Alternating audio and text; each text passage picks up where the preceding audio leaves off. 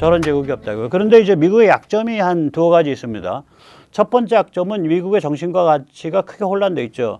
얼마 전에 미국 대사가 서울에서 열린 예를 들어서 그 퀴어 축제 나와서 마이크를 잡았단 말이죠.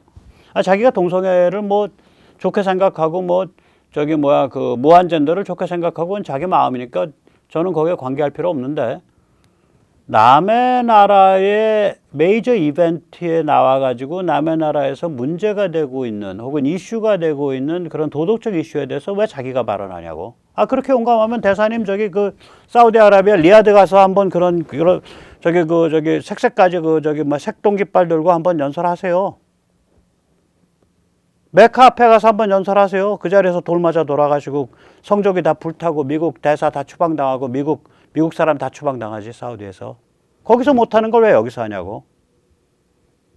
거기서 왜 못하냐. 현지를 존중하기 때문에 안 하는 거 아니에요. 그럼 여기도 현지에 그런 걸 가지고 굉장히 깊은 아픔과 분열이 있다고 하면 함부로 그렇게 편들면 안 되지. 그러니까 정신과 가치가 그렇게 혼란되어 있는 거예요, 미국이. 그래서 오히려 저거에 우리의 한류나 우리의 문화가 할 역할이 있어요. 단 우리가 훨씬 더 지금보다 훨씬 더 가치와 정치 철학이 정립돼야 돼요. 지금 우리도 뭐 헤매고 있으니까. 그런데 우리는 정립할 수 있어요. 왜냐? 우리는 실존적 조건이 건국때부터 지금까지 전체주의와의 싸움이에요. 또는 독립운동도 일본 전체주의적 군국주의와의 싸움이었어요. 그러니까 우리는 그 빌어먹을 놈의 그 무도덕, 빌어먹을 놈의 해체, 그에 대한 반발로서의 피바다 전체주의 혹은 그에 대한 반발로서의 군국주의적 전체주의, 이거를 다 우리는 겪어보고 그걸 싸움을 한 민족이에요. 그거를 역사를 제대로 해석을 안 해주고 지식인이나 성직자가 그 전통을 제대로 못 전해주고 그 다음에 그 빌어먹을 놈의 지난 30년 동안의 한중 밀월, 그건 또 미중 밀월의 또 대응물이죠. 아니 미국이 중국이랑 쎄쎄쎄 하는데 우리도 중국이랑 따라가서 쎄쎄쎄 해갖고 돈 좀 벌려고 그랬던 거죠. 그 빌어먹을 놈의 그런 풍조 때문에 많이 우리가 몸이 상해 있고 병들어 있지만 저게 한번 물꼬가 터지면 지금 저기 뭐야 우리가 저것만 해도 크게 뉴스 아니에요? 저기 뭐야 그 판문점에서 강제 추방당한 사람들, 그 강제 북송당한 살해당한 사람들 문재인이 때문에 그 일당 때문에. 근데 그 사람들만 그러냐고. 2,500만이 그래. 우리가 북한 자유화 딱 들어가서 그 상황에서 우리 고민이 깊어지면서 거기서 뭔가 큰 정신적 각성이 일어나게 돼요. 그래서 그것이 미국의 첫 번째 약점, 즉 정신과 가치의 혼란을 많이 막아주고 혹은 회복시켜주는 데에 굉장히 우리가 좋은 역할을 할 수 있어요. 그다음에 미국의 두 번째 약점이 뭐냐면은 발빠르게 기술을 통합해서 가성비 높은 제품을 고안해낸 다음에 그걸 양산하고 판매하고 품질 관리하고 고객 지원하는 거. 이걸 미국이 못해. 근데 이걸 한국이 제일 잘해, 전 세계에서. 그럼 파트너 딱 잡고서 하면 되죠. 삼성처럼 텍사스에 공장 짓고, 한화 에어로다이내믹스처럼 커네티컷에 그 제트 엔진 부품 공장 인수하고, 또 미국 쪽 무슨 투자할 거 있으면 우리 많이 투자했잖아요. 미국은 이제 미국은 주로 주식 시장을 통해서 투자를 하죠. 기업을 직접 여기서 운영하는 게 아니라. 그래서 미국의 약점을 한국이 많이 커버해 줄 수 있어요. 그 다음에 미국이 예를 들어서 중국의 그 제조업 기지를 뭐 남미와 동남아와 아프리카와 인도로 바꾸고자 한다. 그쪽으로 확산시키고자 한다. 거기 곳곳에 나가서 공장 짓고 섬유부터 시작을 해서 경공부터 시작해서 뭐 프레스, 그 다음에 금형, 사출 이런 거 다 누가 제일 잘해? 그걸 리드해 주는 거. 한국이 제일 잘하잖아요.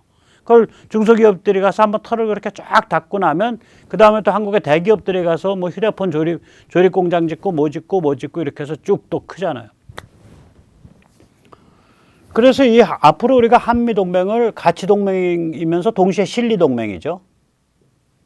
또 한미동맹을 저렇게 가깝지만 미국이 저런 약점을 갖고 있기 때문에 특히 정신적 약점이 있기 때문에 제가 좀 시간이 있었으면 영문으로 편지를 써서 미 대사관을 한번 찾아가려고 그랬어요. 사실 저거 약 올라서.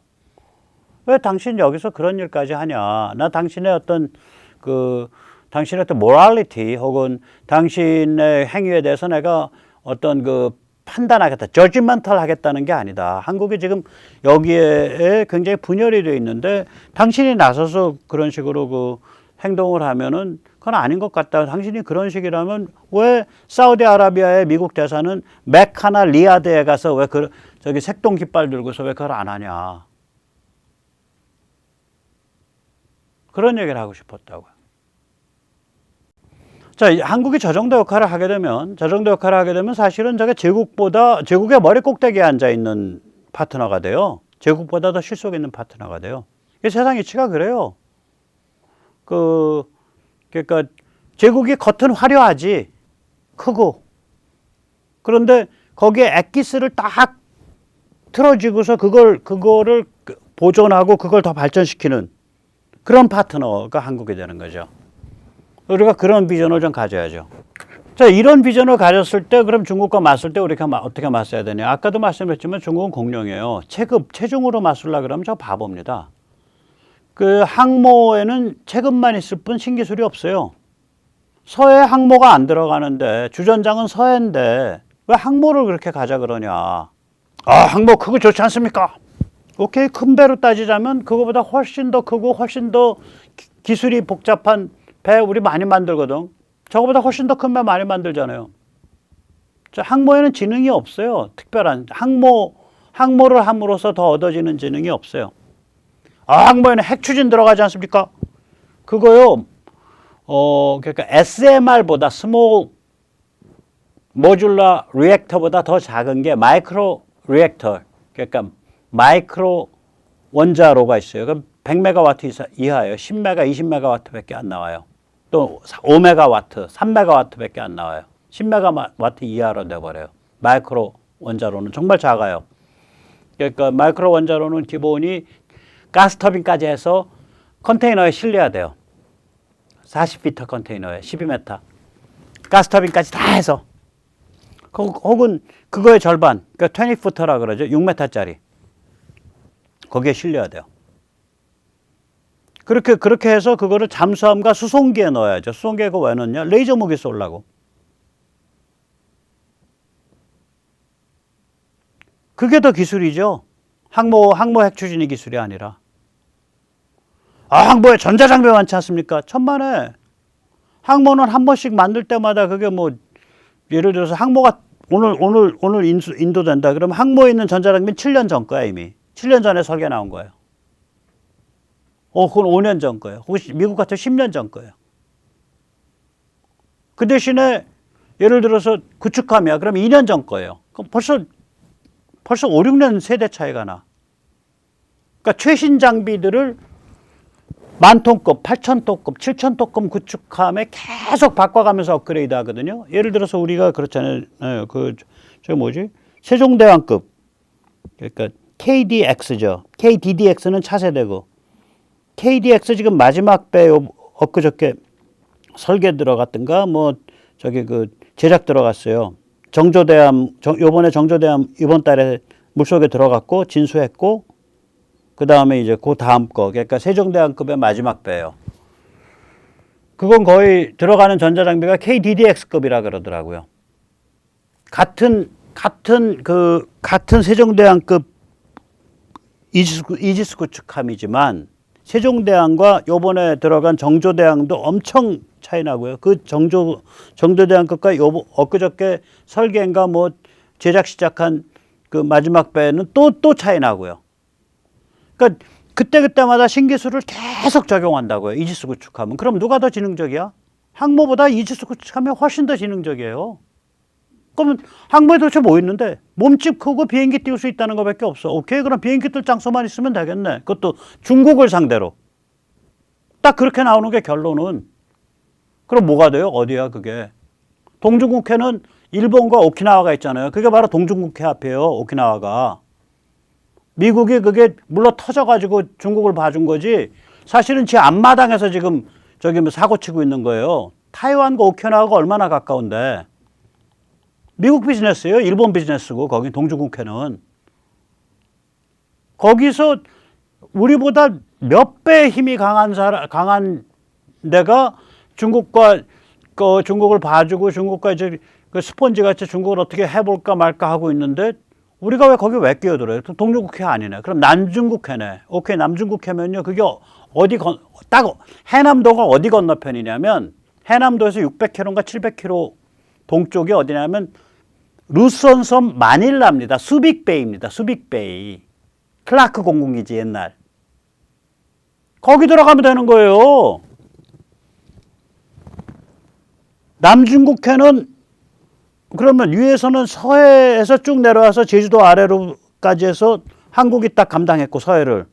중간 허리는 일본이 감당했고 아래는 필리핀이 감당했는데 필리핀은 거긴 영거권을 누가 갖고 있냐면 미국이 갖고 있다고. 그럼 미국 보고 너희가 걔들 요번에 수빅만 그거 해군 기지 그거 돈 주고 쓰기로 했단 말이에요. 그럼 클라크 공군 기지도 해. 그래서 미국이 한다고 마음 먹으면 우리는 이제 한 필리핀 우호 안보 조약 동맹은 아니고 그래서 뭐 서로 상호 방위까지는 아니더라도 안보라 그래서 한 발 걸쳐 놓은 다음에 나중에 이를 또 풀으면 돼요. 그러니까 불침항모들이 있다고요. 중국을 겨냥하면 불침항모들이 쭉쭉 있어요, 거기.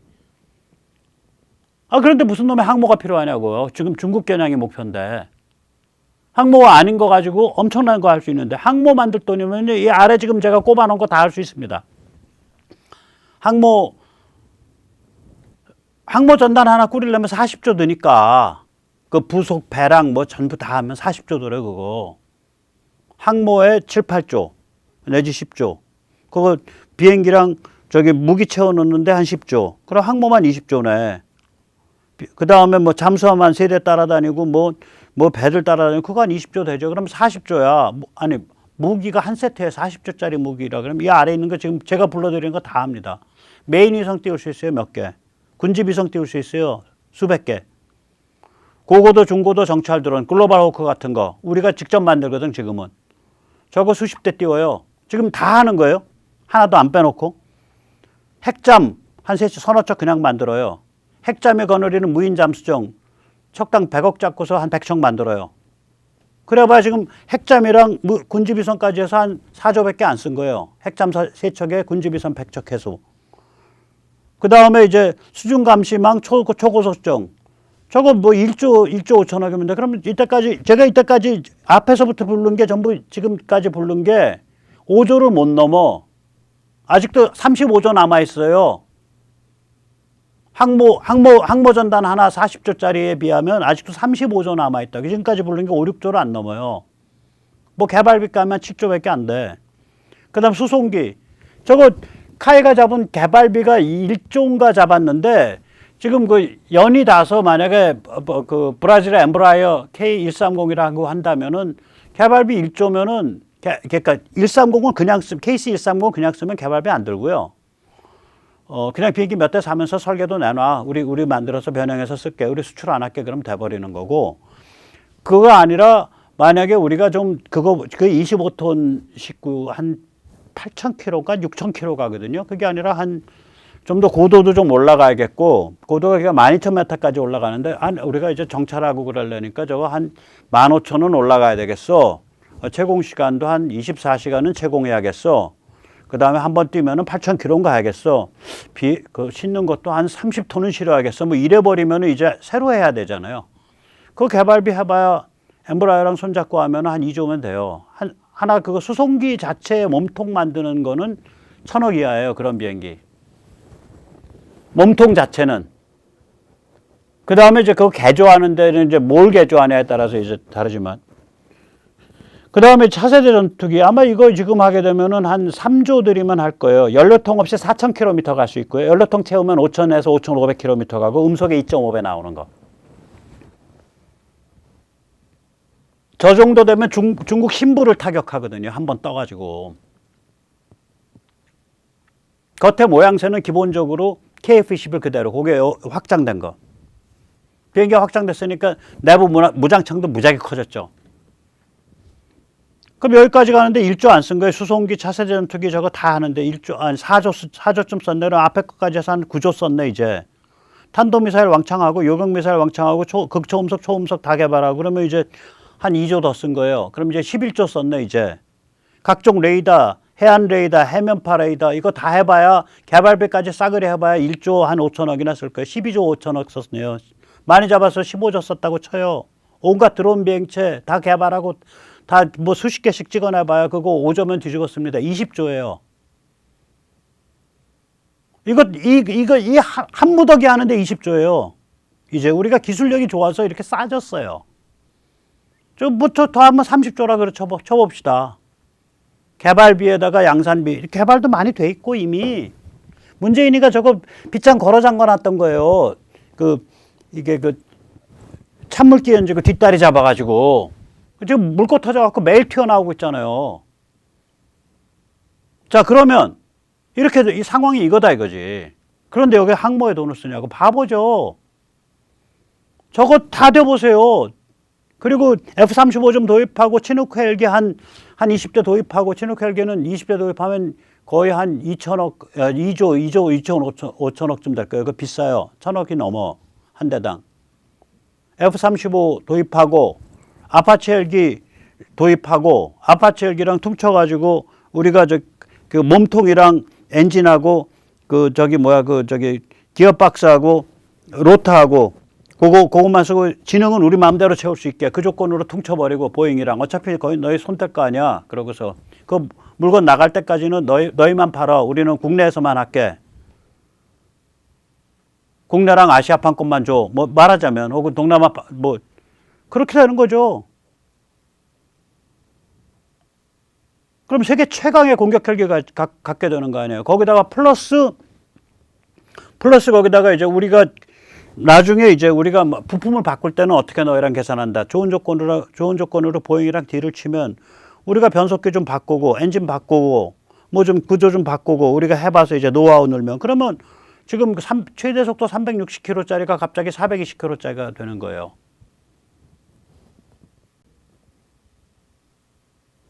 아까도 보셨지만 아파치 공격 헬기랑은 얘가 개념이 달라요. 이 차세대 헬기는 상당히 똥똥해요. 사람이 저 안에서 두 줄로 13명이 완전 무장하고 앉아야 되니까 넓어요. 치누크 같다고요, 쟤는. 아파치 헬기는요. 아파치 이런 것들은 폭이 얼마냐면 여기 딱 조종사 왔는데 1.5m 이거밖에 안 돼. 그러니까 전면이 굉장히 날씬해요. 그리고 다 방탄 처리돼 있고 아파치 헬기의 특징이 뭐냐면 시스템이 리던던트해요. 그러니까 이중화돼 있어요. 그러니까 총 맞아서 뭐 하나 작살나도 계속해서 돌아가고 전부 이중화돼 있어요. 그게 굉장히 공이 많이 들어져서 노하우가 많이 축적돼 있는 동체예요. 아까운 동체예요. 완성도가 높아요. 굉장히 높은 거예요, 그거. 그래서 보시면은 걔가 기어박스도 몸체 옆으로 두 개가 딱 튀어나와죠. 그리고 바로 돌아가는 게 동체 바로 위에 있어요. 그러니까 보통 우리 수리용 같은 거 보면 동체 있고 위에 기어박스랑 엔진 파트가 있고 그리고 돌아가는데 얘는 그게 아니에요. 돌아가는 게 딱 낮아. 몸통 끝나면 바로 그러면 엔진은 어디 있단 소리예요? 동체 안에 있단 소리야, 엔진은. 그리고 기어박스 바깥에 있는 거야. 그래서 기어박스 하나 깨져도 수리온이 그게 안 돼가지고 문제 아니에요. 걔 분명히 엔진 두 개인데 한쪽 엔진 하나 깔아앉으면 날아가야 되는데 수율은 그거 못 날아가요. 기어박스 구조가 그렇게 돼 있어요. 얘는 안 그래. 하나 깨져도 하나 가지고 계속 날아가요. 그러니까 이쪽에서 기관포 맞아서 깨졌어. 이쪽 계속 날아가서 돌아와요. 그러니까 헬기가 벌집이 된 상태로 돌아와요. 아주 잘 만든 헬기예요, 그거. 굉장히 잘 만든 공격 헬기예요. 그러니까 그거하고 우리 수리온과 우리 LAH가 보조 헬기로 딱 뜨고 그 다음에 LAH를 일부를 무인 헬기로 개조할 수 있거든요. 우리가 완전히 장악하고 있기 때문에 자동 비행 제어 시스템을 무인 헬기로 개조를 해버리고 미국 애들이 그 짓 하고 있다고. MD-500을 무인 헬기로 개조를 했어요. 헬기 자체를. 그렇게 해서 몰고 다니면서 싸움하는 거죠. 우리 무인 헬기로 개조하고도 남아요. 돈 쓰기 싫어서 안 할 뿐이지. 그거 한 대에 200억쯤 해요. 그러면 여러 가지 장비 채우면 한 350억 하는데 그러면 그거 다 개조해가지고 무인 헬기 100대 만드는데 3조 5천억이면 되는 거예요. 무인 헬기 400대를 끌고 다녀. 그러면 10조면 돼요. 무인 헬기 400대를 아파치 헬기 100대가 끌고 다녀. 중국은 주저앉는 거예요, 그냥. 5조 딱 쓰면, 제대로 쓰면. 그런데 무슨 40조를 써갖고 서해에 들어가지도 못하는 항모를 만들어. 무슨 바보거나 간첩이라니까요. 아니면은 그 자기들 밥줄에 아주 눈이 멀었든지. 그리고 순진한 국민한테 대양 항모가 좋습니다. 이제 자부심을 느낄 때가 됐습니다. 가슴이 웅장해지지 않습니까? 아, 가슴 안 웅장해져도 되거든요. 그게 무슨 유치찬란한 말이래요. 아유, 참. 자, 그래서 이제 여기서 아예 우리가 남북구상을 해보자. 남북구상을 해보자. 저는, 항모를 한번 생각을 해보는 거예요. 항모를. 깔아앉지 않는 항모. 저는 캄차카, 한반도, 수빅, 다윈. 해서 지구를 위에서부터, 북극에서부터 남극까지 쫙, 저거요. 같은 경도가 같기 때문에 우리가 저기 오스트레일리아나 뉴질랜드 여행 가시는 분들이 몸이 가볍잖아요. 시간차 이동이 없어서. 제가 보시면 왜 캄차카부터 이제 한반도가 중국에 대한 지정학적 요충지죠. 그리고 저 빨간 점이 이제 저기 수빅 루손 섬에 저기 수빅 마닐라에 있는 데거든요. 저거 딱 보면은 그 광동선 건너편이잖아요. 광동선 건너편에 저기가 지금 해남도 건너편이에요. 저기서 해남도 광동선까지 한 700km, 600km밖에 안 돼요. 그럼 보세요. 여기 지금 빠뜨려 놨지만 저 중간에 대만 있는데 위가 대만의 오른쪽 위에 바로 오키나와가 있는 거라고요. 그럼 다 막힌 거야, 쟤들은. 서해. 그 다음에 동중국, 남중국 다 막힌 거예요. 항모를 해가지고 중국이랑 한판 붙겠다? 차라리 필리핀이랑 상호 방위 공동조약을 맺는 게 낫습니다. 어차피 중국이랑 원수나는 판인데, 그러면, 그럼 중국이랑 원수나는데요? 그럼 항모는 왜 만들어? 그럼 남중국해 피해서 다닐 것 같으면 항모 왜 만들어? 어디 가서 똥품 잡을 일이 있어? 소말리아 해적 앞에 가서 항모 띄워놓고서 지금 어깨에 힘주겠다는 거예요? 참. 유치찬란한 소리죠. 그거 가지고 국민들 꼬시는 거지. 자, 그래서 수빅이 필리핀 루손 섬 수빅이 중국에 대한 지정학적 요충지죠. 저거가 제주도에서 2162km밖에 안 됩니다. 다시 말하면 우리 비행기가 다 간다는 소리예요. 2162km면 보통 연료통 채우면 다 가요.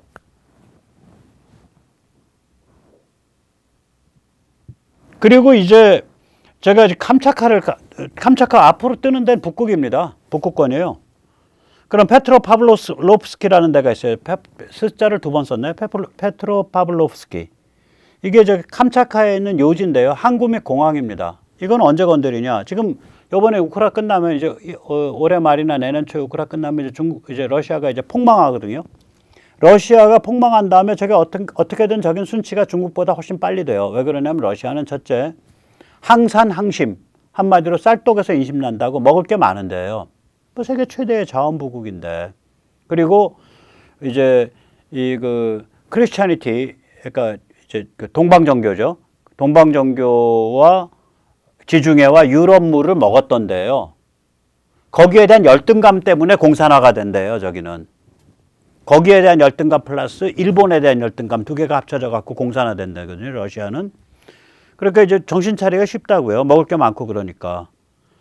여기가 이제 이 캄차카가, 그러니까 여기는 러시아 순치된 다음이니까 10년 후에요. 그리고 원산에서 한 2822km인데, 야, 너무 멀지 않아? 일단 북극권에 나가려면 아까 제가 말씀드렸듯이 차세대 KF가 나와야 돼요. KFXX. 그러니까 연료통 안 채우고 4,000km, 연료통 채우면 5,500에서 6,000km 가는 거. 북극권은 일단 거리가 멀어요, 다 그렇게. 그래서 러시아 비행기가 웬만하면 항속거리가 5,000km, 7,000km 나오는 게 그래서 그래요. 러시아 애들이 자기들이 지리 개념이 다른 거예요. 항속거리가 길기 때문에 KFXX는 저기 우리 비행기 왜 보내겠냐고요. 북극권에 여기저기 다니려고 보내는 거예요. 저기서 건너뛰고 그럼 야말도 가고, 야말 들렸다가, 야말이 이제 시베리아 최고의 자원 코어 센터잖아요. 야말 들렸다가 또 건너뛰면은 이제 저기 유럽 가고, 그 다음 저기서 저쪽으로 건너뛰면 알라스카 가고, 그러려고 저기를 기지화 하려는 거예요. 러시아 순치됐는데, 거기 어차피 사람 안 오는데, 야, 우리 잘 지내자. 우리가 너희 북극 개발 많이 협조할게. 우리 거기 기지 좀 조차하자. 그 기지를 조차하려면 그냥 맨 땅에 하려 그러면은 뭐가 많이 드는데 전기는 그때쯤 되면 소형 원자로 잔뜩 나오니까 전기는 끌고 가면 되는 거고 소형 원자로 하나 씌우면 되는 거고 나머지는 다 돼 있어요 기본이. 그 페트로 파블로프스키가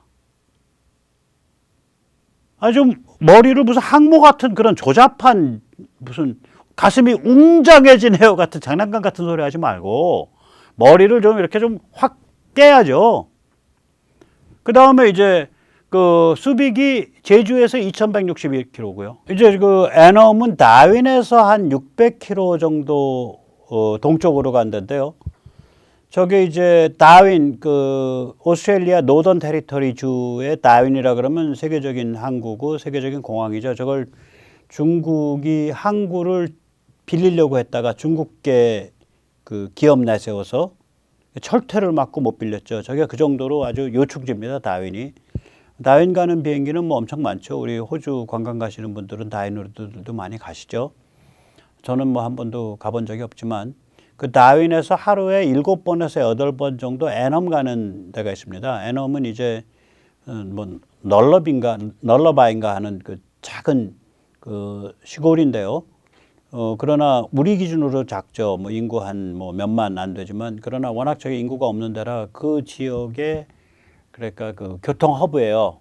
애넘 널러바이가. 그래가지고 하루에 다윈에서 비행기편이 한 7, 8번 있어요.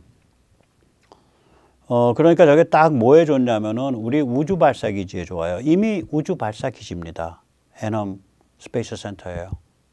그러니까 우주 발사 기지에서 우리가 이제 누리호 성공했고 다음번 성공하게 되면 몇 년 후에는 우주 발사 서비스 할 수 있거든요. 그러면 뭐 애넘에다가 해두면 우리 거기서 일하는 엔지니어들도 좋죠. 식구들은 다윈에서 살고 자기는 주말 부부하고 애들은 영어 공부 시킬 수 있고 또 상황이 그러다 보니까 실력 있는 외국인들도 고용할 수 있을 거고 그래서 그 저기에다가 애넘 우주 발사 기지 근처에다가 우리 그 전체 사무실하고 창고를 짓고 땅을 사서 그 다음에 저 애넘이 그 널러바이가 저거가 되던데요. 그 저기 어디야 그 알루미늄 복사이트 광산이 실어내요. 그러면 그게 기본적으로 10,000톤, 20,000톤 배가 와서 닿아요. 그 피어에 그 부두에. 그럼 우리 그거 조금만 손봐서 옆에다 피어 하나 짓거나 그 부두 쓰면 우리 이제 그 행정적인 문제만 오스트레일리아 정부랑 되면 그러니까 우리 군함이 들어가면은 니들 세관 나오고 니들 군대 나와라. 매일 가는 거 아니니까. 또 우리 저기 그 뭐죠? 우리 그 로켓 부품 같은 거 싣고 가면 너희 세관 나와라. 그래서 거기가 로켓 부품이 돌아올 수 있게끔 그런 특수 용도로 특수한 상황이 되면 그게 국제항이 될 수 있게끔 통을 칠 수가 있을 거 아니에요. 저기 그 오스트레일리아 정부하고. 아 좋은 거죠. 저런 데를 가야죠. 그리고 저기는 그러면 필리핀 저기 루손에서는 꽤 멀거든요. 근데 실제로는 안 멉니다. 왜냐면 루손에서 그 민다나오 섬 다바오 우리 저기 아마 다바오도 굉장히 많이 우리나라 사람들 저거 갈 거예요. 전 가본 적 없지만 다바오 루손에 그러니까 루손 섬 수빅에서 다바오로 건너뛴 다음에 민다나오 다바오로 건너뛴 다음에 다바오에서는 저게 한 2,500km밖에 안 돼요. 그러니까 우리 만약에 지금 KF-21이 가면 한 번 떠서 수빅 들어갔다가 그 다음번에 떠서 민다나오 들렸다가 그 다음번에 뜨면은 저거 가는 거고요. 만약에 우리가 다음번에 KF-XX다 그러면은 거의 아마 보조연료 탱크 채우면은 거의 저기 바로 들어가게 되죠. 수빅에서부터 거의 한 번 쉴까 말까 하게 되죠. 보조연료 탱크 충분하면 바로 갈 수 있고 7,000km가 안 되니까. 그리고 이제 우리가 저런 큰 그림을 좀 그려야 돼요. 무슨 조잡하게 무슨 항모 쪼가리 하나 띄워놓고 돈만 잔뜩 들어가고 아유 저런 게 그 돈이면 저거 다 하고도 남아요. 뭐 그런 데다 돈을 쓰려 그래. 예, 그 다음에 이제 아까 말씀드렸죠. 페트로 파블로프스키. 이게 그래도 인구가 그 캄차카 오지의 인구가 거의 20만쯤 되는 도시예요. 그러니까 기본이 갖춰져 있는 도시예요. 그리고 페트로 파블로프스크에 가면 공항도 이렇게 있어요. 인구 한 20만 밖에 안 되고 그러니까 뭐 사람들 버글버글 하지는 않은데 이런 그 인프라가 갖춰져 있는 것과 인프라가 갖춰져 있지 않은 데서 맨 땅에서부터 부르도자로 땅부터 밀어야 되는 데는 전혀 다르잖아요. 투자액이. 그러면 우리가 페트로파블로스크에서 예를 들어서 저 공항 근처에다가 저거 해두고 그 우리 저기 공군창 하나 만들어 두고 그리고 나서는 그거 하고 그 다음에 우호조약 맺어가지고 항구에는 우리 군함들 왔다 갔다 하고 그것도 쇠빙 군함들이죠. 그래서 북극 항로 통해 가지고 이제 저기 유럽도 가고 혹은 그게 대항해군이지. 항모가 북극 갈 수 있어요? 못 가지? 아래 그게 저기 쇠빙 기능을 넣어야 되는데 우리는 거기서 배 몰고서 저기 그 대서양 건너 다닐 수 있어요. 그게 진짜죠, 그게. 좀 그렇게 크게 놀자고 무슨 조잡하게 소말리아 해적 앞에 가서 폼 잡을 그런 이상한 굉장히 값비싼 장난감이나 만들자 그러고. 네. 이렇게 스마트해지고 대담해져야 될 때가 됐습니다. 이제 우리가 결국 북한 자유화까지 갈 거예요. 짧으면은 한 2년, 2, 3년 안에, 길면은 한 10년 안에 갑니다. 왜냐면 이게 72년, 올해로서 72년이 다 돼가죠. 72년째 되는 메가더 해임 때부터의 미국의 그 한반도 분단 정책 그 구도, 지정학적 구도가 이미 다 깨졌죠. 그래서 공화당이든 민주당이든 트럼프 지지자든 트럼프 반대자든 그게 뭐 네오콘 출신이든 네오콘 출신이 아니든 중국은 손봐야겠다로 이제 공론이 모아졌고 요번에 이제 나토 정상회담에서도 그렇게 됐기 때문에 결국은 러시아 손보고 그거랑 묶어서 중국도 같이 이제 그 추락을 할 수밖에 없는 상황으로 몰아넣겠죠. 또 그렇게 가는 거고 그 과정에서 우리가 서해와 한반도를 주전장으로 여기고 그 다음에 중국을 주적이라는 그 진실을 직시한다면 좋은 결과가 있을 거라고 생각을 합니다. 네, 감사합니다.